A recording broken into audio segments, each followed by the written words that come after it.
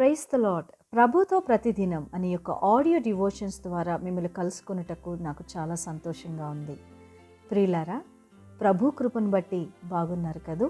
ఈరోజు అంశము శాసనాన్ని మార్చే దేవుడు. లేఖన భాగము దానియేలు గ్రంథం 3వ అధ్యాయం 17వ వచనం. మేము సేవించుచున్న దేవుడు మండుచున్న వేడిమి గల ఈ అగ్నిగుండములో నుండి మమ్మును తప్పించి రక్షించుటకు సమర్థుడు. స్నేహితులారా, రాజుకు నెబుకద్నెజరు బంగారు ప్రతిమ ఒకటి చేయించి బబులోను దేశంలోని దురాయను మైదానంలో దాన్ని నిలబెట్టారు. సకల వాయిద్యములు వాయించుచుండగా ఆ దేశంలో నివసించు ప్రజలందరూ కూడా ఆ ప్రతిమకు నమస్కారం చేయాలని, సాగిలపడి నమస్కారం ఎవరైతే చేయలేదో వారిని మండుచున్న అగ్నిగుండంలో తక్షణమే వెయ్యాలని కోరాడు. కానీ షడ్రక్, మిషక్, అబేద్నెగో అనే యొక్క హెబ్రీ యువకులు రాజాజ్ఞను లెక్క చేయలేదు.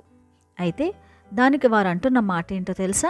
మేము సేవించుచున్న దేవుడు మండుచున్న వేడిమి గల ఈ అగ్నిగుండములో నుండి మమ్మల్ని తప్పించి రక్షించుటకు సమర్థుడు, మరియు నీ వశము పడకుండా ఆయన మమ్మను రక్షించును. ఒకవేళ ఆయన రక్షింపకపోయినను, రాజా, నీ దేవతలను మేము పూజింపమనియు నీవు నిలబెట్టించిన బంగారు ప్రతిమకు నమస్కారము చేయమనియు తెలుసుకొనుము అని రాజుతోనే చెప్తున్నారు. ఎవరు వీళ్ళు? బానిసలు. రాజ్యాధికారాన్ని శాసించి రాజుతో మాట్లాడుతున్నారు. మంటల్లోనికి ఈ ముగ్గురు యువకులను విసిరేస్తే రాజు అక్కడికి వెళ్ళి చూసినప్పుడట ఆ ముగ్గురు నలుగురుగా కనిపిస్తూ ఉన్నారు. ఇక రాజుకేం అర్థం కాలేదు, ఊహించలేకపోతున్నాడు. అయితే వారి దేవుడు ఎంత సమర్థుడో రాజుకి అర్థమవుతా ఉన్నది. అతని ప్రయత్నం అంతా వ్యర్థమయ్యింది. అబ్బా, దేవుడు అక్కడ ఎంత అద్భుతాన్ని చూపిస్తున్నాడు. వారి ఒక్క వెంట్రుక కూడా కాలిపోలేదంట, కనీసం అగ్ని వాసన కూడా వారికి అంటలేదట. స్నేహితులారా, ఇక రాజు పిలుపు మారిపోయింది.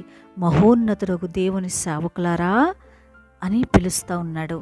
రాజు శాసనం మారిపోయింది. ఇక అంటున్నాడు నెబుకద్నెజరు, వీరి దేవుడు రక్షించగల సమర్థుడు, పూజార్హుడు.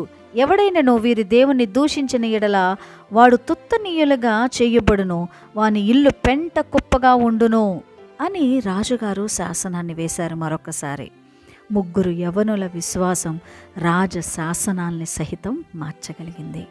స్నేహితులారా, షడ్రక్, మిషక్, అబేద్నెగోలు విశ్వసించిన ఆ దేవుణ్ణి మనము విశ్వసిస్తున్నాం. మన పట్ల కూడా అంత గొప్ప కార్యాన్ని చేస్తాడు. కాబట్టి రాజశాసనాలకు, అధికారులకు భయపడాల్సిన అవసరం లేదు. దేవుడు మన పక్షాన ఉండి గొప్ప కార్యాలు చేస్తాడు.